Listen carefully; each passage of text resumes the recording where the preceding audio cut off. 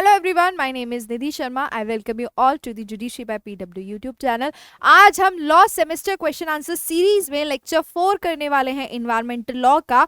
Lecture 4 में हम देखेंगे इन्वायरमेंट प्रोटेक्शन एक्ट से रिलेटेड जो क्वेश्चन आपसे पूछे जा सकते हैं लॉ में सेमेस्टर एग्जामिनेशन में, उनसे रिलेटेड आज हम क्वेश्चंस देखेंगे। इससे पहले हमने लेक्चर 2 में वाटर एक्ट देखा था, लेक्चर 3 में हमने एयर एक्ट देखा। आज हम इन्वायरमेंट प्रोटेक्शन एक्ट, जो कि एक इंपॉर्टेंट एक्ट है, इंपॉर्टेंट लेजिस्लेटिव फ्रेमवर्क है इन्वायरमेंटल लॉ का, वो हम आज कवर करने वाले हैं। तो सबसे पहले this is my Telegram ID. अगर आप मुझसे वहां पर नहीं जुड़े हैं तो इस सेशन के बाद जुड़ सकते हैं, ताकि आपका कोई भी डाउट हो, कोई भी क्वेरी हो, वहां पर मुझसे कनेक्ट कर सकते हैं। कोई भी इशू हो, आपकी लॉ लाइफ में कोई भी समस्या हो, मुझसे वहां पे पूछ सकते हैं। ठीक है, सो वहां पर आप मुझसे कनेक्ट कर सकते हैं। सबसे पहली चीज, पहला question that is of 10 marks. Discuss the salient features of the environment protection act 1986। पहला क्वेश्चन आपसे पूछा गया है कि आपको सेलिएंट फीचर बताने किसके, एनवायरनमेंट प्रोटेक्शन एक्ट 1986 के। How does this act empower the central government in the context of environmental regulation and enforcement. किस तरीके से ये जो एक्ट है ये एम्पावर करता है जो हमारा सेंट्रल गवर्नमेंट है कि वो इन्वायरमेंटल रेगुलेशन और इन्फोर्समेंट को रेगुलेट करेंगे।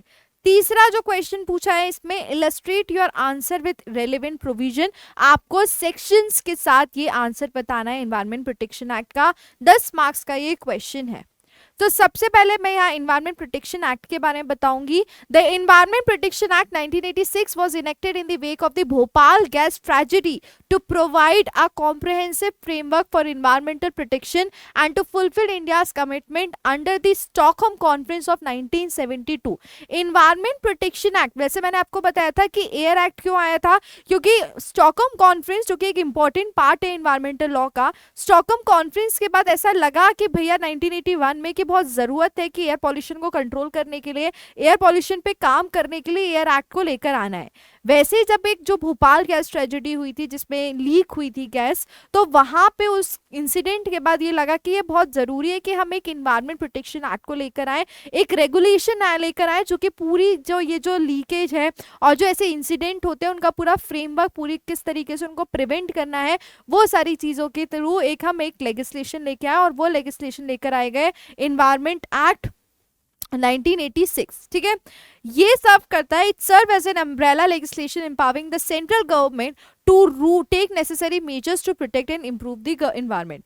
ये बेसिकली जो सेंट्रल गवर्नमेंट के लिए एक अम्ब्रेला लेजिस्लेशन है जो एम्पावर करता है सेंट्रल गवर्नमेंट को कि वो नेसेसरी मेजर्स ले सकते हैं प्रोटेक्ट करने के लिए और इम्प्रूव करने के लिए एनवायरनमेंट को। जो सेलिएंट फीचर्स है एनवायरमेंटल एक्ट के, वो सबसे पहला है कॉम्प्रिहेंसिव डेफिनेशन ऑफ एनवायरनमेंट। इस एक्ट में, एनवायरमेंट प्रोटेक्शन एक्ट में, एनवायरमेंट की डेफिनेशन दी गई है, और वो डेफिनेशन दी गई है सेक्शन 2 एनवायरमेंट प्रोटेक्शन एक्ट में। Section 2 of the act defines environment to include water, air, land and the interrelationship among these elements as well as human beings, other living creatures, plants and property। तो environment की definition में क्या क्या cover किया गया है, water cover किया गया है, air कवर किया गया है, land कवर किया गया है, और इन सब का जो बीच का इंटर रिलेशनशिप है वो कवर किया गया है, और उसी के साथ साथ ह्यूमन बींग्स और जो लिविंग क्रिएचर्स हैं, प्लांट्स हैं, प्रॉपर्टी, वो कवर्ड है। दूसरा जो इंपॉर्टेंट सेलिएंट फीचर है that is empowerment of central government. Under section 3 the act vest extensive powers in the central government to take measures for environmental protection। so यहाँ पर section 3 जो है एक्ट का, वो बेसिकली कवर करता है extensive powers किसको, सेंट्रल गवर्नमेंट को, कि वो मेजर्स लें किसके लिए, इन्वायरमेंटल प्रोटेक्शन के लिए, जिसमें इंक्लूड किया गया है coordination with state authorities, state authority से कोऑर्डिनेट करना, planning and execution of program की किस तरीके से इन्वायरमेंट प्रोटेक्शन से रिलेटेड, अवेयरनेस से रिलेटेड प्रोग्राम्स कर सके, उसकी पूरी planning, laying down standards and restrictions and industrial operation in certain area. So किस तरीके से स्टैंडर्ड्स रहेंगे, नॉर्म्स रहेंगे इन्वायरमेंट को प्रोटेक्ट करने में, वो भी इस एक्ट में बताए गए हैं। तीसरा जो है that is rule making power, section 6 environment protection act का ऑथराइज करता है किसको, सेंट्रल गवर्नमेंट को। The section 6 authorises the central government to make rules regarding emission standards, handling of hazardous substances, location of industries and prevention of accident. Section 6 में बताया कि किस तरीके से जो सेंट्रल गवर्नमेंट है वो रूल्स बनाएगी जो एमिशन स्टैंडर्ड्स के जो नॉर्म्स है उनको रेगुलेट करने के लिए, जो हजार्डस सब्सटेंस उनको किस तरीके से हैंडल करें ये भी सेंट्रल गवर्नमेंट बताएगी। इंडस्ट्रीज का लोकेशन कहाँ पर होगा, किस तरीके से होगा वो भी सेंट्रल गवर्नमेंट बताएगी, और किस तरीके से जो एक्सीडेंट हो रहे हैं, इंसिडेंट हो रहे हैं, उनको रोक लगाया जाए, उनको प्रिवेंट लगाया जाए, ये भी सेक्शन 6 इन्वायरमेंट प्रोटेक्शन एक्ट में बताया गया है। दूसरा जो इंपॉर्टेंट सेलिएंट फीचर है that is prohibition and restriction on polluting activities. Polluting activities जो पॉल्यूशन कर रही हैं उन एक्टिविटीज को रोक लगाना, रिस्ट्रिक्ट करना, वो भी एक इंपॉर्टेंट एसेंशियल है, वो भी एक इंपॉर्टेंट फीचर है किसका, एनवायरमेंट प्रोटेक्शन एक्ट का। The government can issue directions to close, prohibit और रेगुलेट एनी इंडस्ट्री और activity likely to pose environmental hazards. Section 5 environment protection act का बोलता है कि जो गवर्नमेंट है वो डायरेक्शन इशू कर सकती है बंद करने के लिए, प्रोहिबिट करने के लिए इंडस्ट्री को, और ऐसी कोई एक्टिविटी जो कि क्या कर रही हो, एनवायरमेंटल हजार्ड्स पोज कर रही हो, और ये सेक्शन 5 में दिया गया है। Another important is environmental laboratories and officers. Environment protection act में बताया गया है कि इन्वायरमेंट लैब और ऑफिसर्स होना चाहिए। The act provides for the establishment of environmental laboratories and the appointment of government analyst to monitor compliance, section 12 to 14। ये act में बोला गया है क्या कि इन्वायरमेंटल लेबोरेटरीज का एस्टैब्लिशमेंट होना चाहिए और उसी के साथ जो गवर्नमेंट एनालिस्ट है उनका अपॉइंटमेंट होना चाहिए ताकि वो क्या कर सके, कंप्लाइंस को मॉनिटर कर सके। And it is given under the section 12 to section 14 of the Environment Protection Act. Another important essential feature, another important salient feature is penalties for non-compliance। मान लो जैसे हमने एयर एक्ट में देखा, वाटर एक्ट में देखा कि जो नॉर्म्स को अगर फॉलो नहीं किया गया, अगर स्टैंडर्ड्स फॉलो नहीं किए गए तो उसकी क्या पेनल्टीज है, ऐसे ही इन्वायरमेंट प्रोटेक्शन एक्ट में भी अगर नॉर्म्स फॉलो नहीं किए गए, रेगुलेशंस फॉलो नहीं किए गए तो उसकी भी पेनल्टीज दी गई है। सेक्शन 15 जो इन्वायरमेंट प्रोटेक्शन एक्ट का prescribes penalties for contravention of the provision including imprisonment up to 5 years and और फाइन। क्या जो सेक्शन 15 है इन्वायरमेंट प्रोटेक्शन एक्ट का वो ये बोलता है कि अगर किसी व्यक्ति ने जो नॉर्म्स हैं, जो रेगुलेशन है, जो स्टैंडर्ड है उनको पूरा नहीं किया, उसकी बात नहीं मानी, तो उनको जेल हो सकती है, और वो जो जेल होगी कितने साल तक की होगी, 5 साल। उसमें उनको जेल, फाइन भी हो सकता है, या जेल या तो फाइन भी हो सकता है। अगर उस व्यक्ति ने कंटिन्यू क्या किया है, कॉन्ट्रोवेंशन किया है, तो उसमें क्या एडिशनल पनिशमेंट भी दी जा सकती है। ये सेक्शन 15 इन्वायरमेंट प्रोटेक्शन एक्ट में बताई गई है। फिर आते हैं citizen suit provision, section 19B, section 19 sub clause B environment protection act का बोलता है any person can file a complaint in a court after giving a 60-day notice to the authorities thereby encouraging public participation in environmental governance. कोई भी व्यक्ति complaint file कर सकता है court में 60 दिन का नोटिस देने के बाद अथॉरिटीज को, जो कि इनकरेज करेगा पब्लिक पार्टिसिपेशन किसमें, इन्वायरमेंटल गवर्नेंस में। ये भी इन्वायरमेंट प्रोटेक्शन एक्ट में बताया गया है और ये चीज सेक्शन 19 सब क्लॉज बी में बताई गई है एक्ट के। No requirement to prove mens rea. यहाँ पर इस एक्ट में एक बहुत ही प्यारी चीज बोली है कि किसी भी तरीके से जरूरत नहीं है कि मेंस्ट्रुआ को प्रूव किया जाए तभी आप बोल सकते हो कि वो लायबल है पर्सन। ये जो एक्ट है, the act operates on the principle of strict liability, intention और knowledge of harm is not required to establish an offence. ये जो एनवायरमेंट प्रोटेक्शन एक्ट है, ये एक्ट पूरी तरीके से जो हमारा स्ट्रिक्ट लाइबिलिटी का प्रिंसिपल है उसके ऊपर चलता है। इस एक्ट में इंटेंशन, मोटिव, नॉलेज हार्म का होना जरूरी नहीं है एक ऑफेंस को पनिश करने के लिए। ये एक इंपॉर्टेंट फीचर है इस एक्ट का। फिर आते हैं empowerment of the central government. The act gives the central government overriding authority to issue direction to any person, officer or authority. ये जो एक्ट है ये सेंट्रल गवर्नमेंट को क्या करता है, ओवरराइडिंग अथॉरिटी देता है कि वो क्या कर सकते हैं, डायरेक्शन इशू कर सकते हैं किसी व्यक्ति को, ऑफिसर को, अथॉरिटी को। वो रेगुलेट करता है इंडस्ट्रियल लोकेशन, स्टैब्लिश करता है प्रोसीजर्स, मैनेज करता है hazardous substance and take emergency measures to prevent environmental damage. The centralized approach allows quick decision making, especially in the case of environmental emergency, ये जो सेंट्रलाइज्ड अप्रोच है किसकी, government के, वो अलाउ करती है क्विक डिसीजन मेकिंग में, और जो इन्वायरमेंटल इमरजेंसी के केस है उसमें भी जो ऑर्डर्स होते हैं, डायरेक्शंस होते हैं, उसको लेने में उनके लिए ईजी रहता है। फिर मैंने यहाँ पे कंक्लूजन बताया कि जो इन्वायरमेंट प्रोटेक्शन एक्ट है ये एक पाइवटल पीस है लेजिस्लेशन का इंडिया के इन्वायरमेंटल लीगल फ्रेमवर्क में। ये बेसिकली जो स्कोप है इसका काफ़ी ब्रॉड है, जो कि सेंट्रलाइज अथॉरिटी कवर करा जाता है इसमें, एंड प्रिवेंटिव अप्रोच जो कि एक इफेक्टिव इंस्ट्रूमेंट बताता है किसके लिए, इन्वायरमेंटल गवर्नेंस के लिए। However effective implementation and enforcement remain critical to its success, मतलब काफ़ी जो इसका इफेक्टिव इम्प्लीमेंटेशन है, एनफोर्समेंट, वो काफ़ी चीज़ों से क्या उस पर रिस्ट्रिक्शन भी लगाता है। ओके, सो ये यहाँ पर हमने क्या किया है, यहाँ पर हमने पहला क्वेश्चन 10 मार्क्स का देखा है। फिर आते हैं दूसरा क्वेश्चन जो कि हमारा 5 मार्क्स का क्वेश्चन है, जो हमसे पूछा गया है किस पे, इन्वायरमेंटल पॉल्यूटेंट्स और हजार्डस सब्सटेंस के बारे में बताना है। तो यहाँ पे 5 मार्क्स में उन्होंने पूछा गया है क्या, what are the environmental pollutants and hazardous substance under the environmental protection act 1986, 5 marks में आपको बताना है। तो पहले मैं ये बताऊंगी कि ये एक्ट में डिफाइन किए गए। The environment protection act 1986 defines key terms to regulate and control substances that may harm the environment और ह्यूमन हेल्थ। सबसे पहला इन्वायरमेंट पॉल्यूटेंट्स जो कि दिया गया है सेक्शन 2B में of environmental protection act. An environmental pollutant is defined as any solid, liquid और gaseous substance present in such concentration as may be or tend to be injurious to environment। वहां पर environment pollutant की जो definition दी गई है वो दी गई है किसी भी तरीके का solid, किसी भी तरीके का liquid या gaseous substance जो कि क्या है present है concentration में, जो कि injurious है किसके लिए, environment के लिए। ये जो definition है ये broad है और ये include करती है industrial emissions को, chemical waste को, sewage discharge को, toxic gases को एक्सेट्रा। ये एम्फेसाइज करती है कॉन्सेंट्रेशन किसका, सब्सटेंस का, जो कि सब्सटेंसेस हार्मलेस है लो क्वांटिटीज में, लेकिन वो क्या होते हैं उसमें पॉल्यूटेंट्स प्रेजेंट है जो कि क्या कर सकती है, हार्मफुल कॉन्सेंट्रेशंस हो सकती है।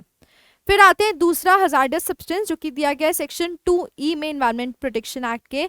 Hazardous substance is defined as any substance of preparation which by reason of its chemical of psychochemical properties or handling is liable to cause harm or to human beings after other living creatures, plants, microorganisms, property or the environment। ये hazardous substance यहाँ पे ऐसे define किया गया है कि किसी भी तरीके का सब्सटेंस, किसी भी तरीके की प्रिपरेशन जो कि क्या है, रीजन जिसकी वजह से कोई केमिकल या साइको केमिकल प्रॉपर्टीज से रिलेटेड हो जो हार्म कॉज कर रही है। बेसिकली जो भोपाल गैस ट्रेजेडी केस किया था उसको दिमाग में रखकर hazardous substance यहाँ पे कवर किया गया है एक्ट में। ये इंक्लूड करता है टॉक्सिक केमिकल, एक्सप्लोजर और flammable materials, radio active substances etcetera. ये जो फोकस है basically inherent dangerous nature substance के ऊपर है और उसका जो अनसेफ हैंडलिंग है उसके ऊपर। कंक्लूजन, जो एनवायरमेंट प्रोटेक्शन एक्ट है वो एम करता है रेगुलेट दोनों पॉल्यूटेंट्स को जो कि हार्मफुल है किस चीज़ के लिए, एक्सेस प्रेजेंस के वजह से, हजार्डस सब्सटेंस के वजह से एंड डेंजरस है नेचर के थ्रू। प्रॉपर कंट्रोल, हैंडलिंग और डिस्पोजल सब्सटेंस का क्या है, क्रूशियल है किस चीज़ के लिए, एनवायरमेंटल प्रोटेक्शन के लिए। सो मैंने यहाँ पर क्योंकि मुझसे 5 मार्क्स का क्वेश्चन पूछा गया और उन्हें डायरेक्ट बोला था कि आपको पॉल्यूटेंट के बारे में और हजार्डस सब्सटेंस के बारे में बताना है, तो मैंने उसकी जो डेफिनेशन है एक्ट में उसके हिसाब से ही, जो एक्ट में बोला गया है सेक्शन के हिसाब से ही, वो मैंने यहाँ पर कवर किया है। फिर आते हैं हम नेक्स्ट क्वेश्चन जो कि हमारा कितने मार्क्स का है, 8 मार्क्स का पूछा गया है। Examine the powers conferred on the central government under the Environment Protection Act to take measures for the protection and improvement of the environment। पहला क्वेश्चन इसमें ये पूछा गया है कि आपको सेंट्रल गवर्नमेंट की पावर्स बतानी है, एनवायरमेंट प्रोटेक्शन एक्ट में दी गई है। वो सेंट्रल गवर्नमेंट जो कि क्या ले सके, मेजर्स लेकर सके एनवायरमेंट को प्रोटेक्ट करने के लिए और इम्प्रूव करने के लिए। उसी के साथ साथ आपको स्टैट्यूटरी प्रोविजंस जो है वो भी क्या करना है, अपने साइट करना है। 8 मार्क्स का ये आंसर है। तो पहले, the environment protection act 1986 provides wide ranging powers to the central government to ensure the protection and improvement of the environment. Environment protection act में सेंट्रल गवर्नमेंट को बहुत सारी पावर दी गई है कि वो क्या करें, वो इंश्योर करें कि किस तरीके से एनवायरमेंट को प्रोटेक्ट करना है और किस तरीके से एनवायरमेंट को इंप्रूव करना है। These powers are primarily contained in section 3 to section 6 of the act. ये जो पावर्स दी गई है ये सेक्शन 3 से लेकर सेक्शन 6 एनवायरमेंट प्रोटेक्शन एक्ट में दी गई है और उसी के साथ कि गवर्नमेंट को इनेबल करती हैं कि वो क्या करें, कॉम्प्रिहेंसिवली और डिसिसिवली इन्वायरमेंट मैटर्स में एक्ट करें। सबसे पहला अगर की पावर्स की बात करें तो सबसे पहली जो पावर है that is power to take measures, जो कि सेक्शन 3 में दी गई है। सेंट्रल गवर्नमेंट पूरी तरीके से एम्पावर्ड है कि वो क्या कर सकते हैं, नेसेसरी मेजर्स ले सकते हैं प्रोटेक्ट करने के लिए, इंप्रूव करने के लिए एनवायरमेंट की क्वालिटी। ये इंक्लूड करता है क्या, पहला एक्शंस को कोऑर्डिनेट करना वेरियस स्टेट गवर्नमेंट के अथॉरिटीज को, दूसरा प्लान करना, एग्जीक्यूट करना जितने भी नेशन वाइड प्रोग्राम हो रहे हैं एनवायरमेंट प्रोटेक्शन एक्ट से रिलेटेड, एनवायरमेंट को इंप्रूव करने से रिलेटेड, एनवायरमेंट को प्रोटेक्ट करने से रिलेटेड जो प्रोग्राम्स हो रहे हैं उनको। तीसरा, एनवायरमेंट क्वालिटी और एमिशन स्टैंडर्ड्स को सेट करने का। चौथा, रिस्ट्रिक्ट करना एरिया सर्टेन इंडस्ट्रीज का जो कि क्या कर रही है, एनवायरमेंटल डिग्रेडेशन को प्रिवेंट कर रही है। उसके बाद आते हैं दूसरी पावर सेंट्रल गवर्नमेंट की दी गई है सेक्शन 5 में, जो कि है power to issue direction. Government क्या कर सकती है, इशू कर सकती है रिटन डायरेक्शन किसी भी व्यक्ति को, किसी ऑफिसर को, किसी भी अथॉरिटी को, जिसमें वो ऑर्डर दे सकती है किस चीज के लिए, क्लोज और रेगुलेट एनी इंडस्ट्री ऑपरेशन और प्रोसेस, इंडस्ट्री को बंद करने के लिए, इंडस्ट्री को रेगुलेट करने के लिए, ऑपरेशन को बंद करने के लिए, ऑपरेशन को रेगुलेट करने के लिए, या किसी प्रोसेस जिससे ये लग रहा है कि एनवायरमेंट पॉल्यूशन हो रहा है उसको भी रोकने या बंद करने के लिए, रेगुलेट करने के लिए वो पावर्स डायरेक्शन दे सकती है।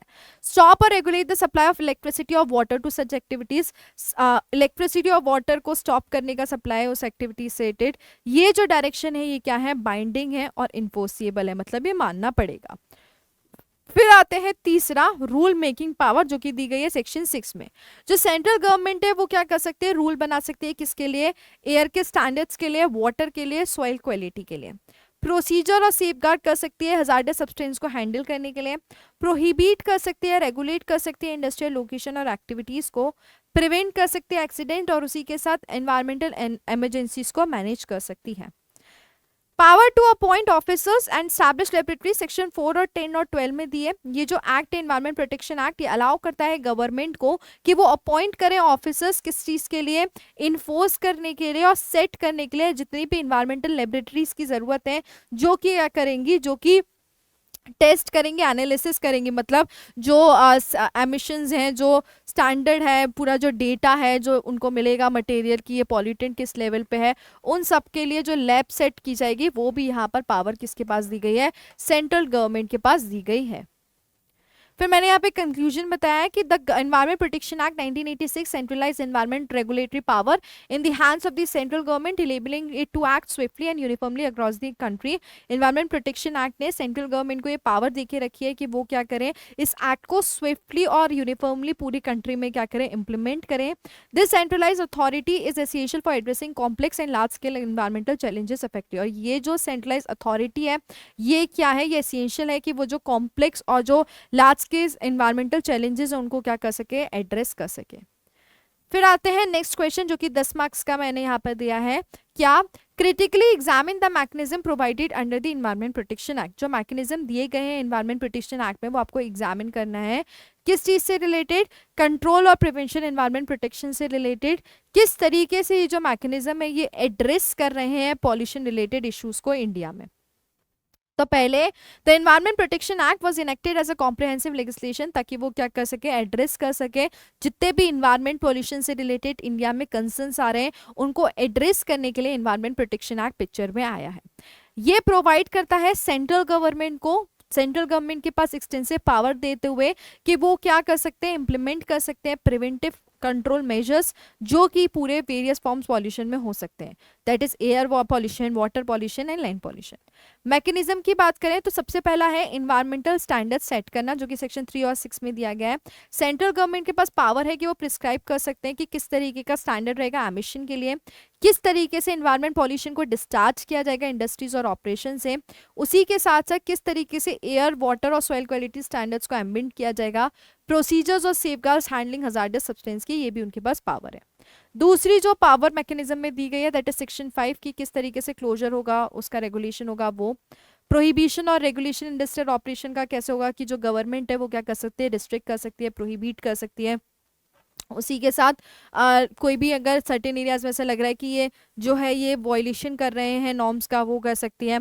और इन्वायरमेंटल लेबोरेटरीज और मॉनिटरिंग, जो मैंने आपको ऑलरेडी बताया था कि लैब्स बना सकती है, अलाउ करता है कि स्टैब्लिशमेंट लैब हो जो कि पूरी तरीके से मॉनिटर करेगा पॉल्यूशन लेवल्स को, एनालाइज करेगा सैंपल्स को। ये पूरा किसका काम है? लैब का काम है। फिर उसी के साथ हजार्डस सब्सटेंस को हैंडल करने का जो पावर दिया गया है that is section 3 sub clause 2 में, कि मैन्युफैक्चर को रेगुलेशन करना, स्टोरेज को हैंडल करना हजार्डस सब्सटेंस को, एक्सीडेंट प्रिवेंशन के रूल्स के साथ साथ और इमरजेंसी रिस्पॉन्स के साथ साथ। जो पेनल प्रोविजन है सेक्शन 15 में दिए गए, जो अगर किसी व्यक्ति ने ये एक्ट का वायलेशन किया तो उसमें 5 साल तक की उसको क्या मिलेगी? इम्प्रिजनमेंट मिलेगी। फिर आता है पब्लिक पार्टिसिपेशन, जो कि सेक्शन 19 में दिया है। किसी व्यक्ति ने अगर कोर्ट्स को अप्रोच किया है एक 60 डे नोटिस देने का, तो उसका भी पूरा उन्होंने बताया है कि किस तरीके से उसको अप्लाई करना पड़ेगा अथॉरिटीज़ के पास जाके। फिर मैकेनिज्म का इफेक्टिवनेस बताया कि जो एक्ट है वो प्रोवाइड करता है एक robust legal framework pollution control के लिए। और जो चैलेंजेस हैं वो क्या है? रिमेन है किसमें? इम्प्लीमेंट करने के लिए इन्फोर्समेंट को। अगर कोई भी मॉनिटरिंग या पूरे इंटर एजेंसी कोऑर्डिनेशन लिमिटेड इफेक्टनेस है, तो अगर किसी भी तरीके का स्टेट कैपेसिटी का लेके, तो जो स्टेट पॉल्यूशन कंट्रोल बोर्ड है वो क्या कर सकते हैं? अगर एडिक्वेट रिसोर्सेज उनके पास लेके हैं तो उससे रिलेटेड मैकेनिज्म भी यहाँ पे बताए गए हैं। फिर मैंने यहाँ कंक्लूजन दिया है कि जो इन्वायरमेंट प्रोटेक्शन एक्ट है वो ऑफर करता है कॉम्प्रहेंसिव लीगल टूल, ताकि वो क्या कर सके? कंट्रोल कर सके, प्रिवेंट कर सके पॉल्यूशन को। लेकिन वो पूरी तरीके से डिपेंड होगा स्ट्रिक्ट इन्फोर्समेंट पे, political will pay, public awareness पे। स्ट्रेंथन करना इंस्टीट्यूशनल मैकेनिज्म को, इंश्योर करना अकाउंटेबिलिटी, वो पूरी तरीके से अचीव करना इन्वायरमेंटल सस्टेनेबिलिटी के लिए बहुत बहुत इंपॉर्टेंट है, बहुत क्रूशियल है। ओके, सो ये हमारा 10 मार्क्स का क्वेश्चन हमसे पूछा गया था। Next question, briefly explain the procedure for taking legal action and the penalties prescribe under the environment protection act. किस तरीके से लीगल एक्शन लिया जाएगा और पेनल्टीज दिया जाएगा, वो नॉन कंप्लाइंस में आपको 6 मार्क्स में बताना है। तो प्रोसीजर की बात करें तो सेक्शन 19 एनवायरमेंटल प्रोटेक्शन एक्ट में लीगल प्रोसीडिंग्स दी गई हैं ऑफेंसेस से रिलेटेड। जो सेंट्रल गवर्नमेंट है, ऑथराइज्ड ऑफिसर है, या कोई भी पर्सन जिसने 60 डे का नोटिस दिया है एलिज ऑफेंस से रिलेटेड सेंट्रल गवर्नमेंट को, या जो प्रोविजन अलाउ करता है पब्लिक पार्टिसिपेशन इन्वायरमेंटल इन्फोर्समेंट पे एनहेंस अकाउंटेबिलिटी में, उनसे रिलेटेड ये लोग क्या कर सकते हैं? प्रोसीजर इनिशिएट कर सकते हैं लीगल एक्शन के लिए। जो पेनल्टीज दी गई हैं वो सबसे पहले क्या है? बेसिक पेनल्टी 5 साल तक की है, जो कि सेक्शन 15 में दी गई है, और 1 लाख रुपए तक का फाइन, और दोनों देना पड़ सकता है। अगर उस व्यक्ति ने कंटिन्यूसली ऑफेंस किया है तो एडिशनल फाइन 5,000 का हर एक डे ऑफेंस अगर वो कंटिन्यू कर रहा है तो। उसके बाद जो एक्सटेंडेड नॉन कंप्लाइंस है, मतलब अगर 1 साल तक उसने किया है तो 7 साल तक का क्या? इम्प्रिजनमेंट मिलेगा। सो बेसिक में कितना है? 5 साल तक इम्प्रिजनमेंट, लेकिन अगर वो कंटिन्यूसली कर रहा है तो उसको 7 साल तक की जेल भी दी जा सकती है। फिर कंक्लूजन, ये एक्ट प्रोवाइड करता है एक स्ट्रक्चर लीगल प्रोसेस एड्रेस करने का इन्वायरमेंटल वायलेशन को, इम्पोज करता है स्ट्रिंजेंट पेनल्टीज पॉल्यूटेंट्स को डिटर करने की। लेकिन यहाँ पे जो इफेक्टिवनेस है वो पूरी तरीके से डिपेंड है किसके ऊपर?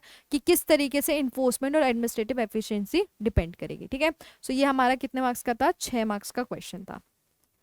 सो 6 मार्क्स में हमसे पेनल्टी और लीगल एक्शन का पूछा गया था, तो हमने बताया कि कौन कौन ले सकता है, किस तरीके से ले सकता है नोटिस देकर। उसके बाद हमने बताया direct basic penalty, continuing offence, और फिर हमने अगर 1 साल से ज़्यादा हुई तो वो बताए। ओके, ये हमारा इन्वायरमेंट प्रोटेक्शन एक्ट से बेसिक क्वेश्चंस यही आते हैं कि वो आपसे प्रोसीजर, पेनल्टीज पूछ लेते हैं, सेंट्रल गवर्नमेंट की पावर पूछ लेते हैं, और पॉल्यूटेंट और हजार्डस सब्सटेंस की डेफिनेशन पूछ लेते हैं। ये आपसे मेजर क्वेश्चन पूछे जाते हैं। इसके बाद नेक्स्ट लेक्चर में हम आगे की चीज़ें देखेंगे और हम केस लॉज भी कवर करेंगे। ठीक है, उसी के साथ मिलते हैं नेक्स्ट सेशन में। जब तक के लिए अपना ध्यान रखो। Bye bye, take care, thank you.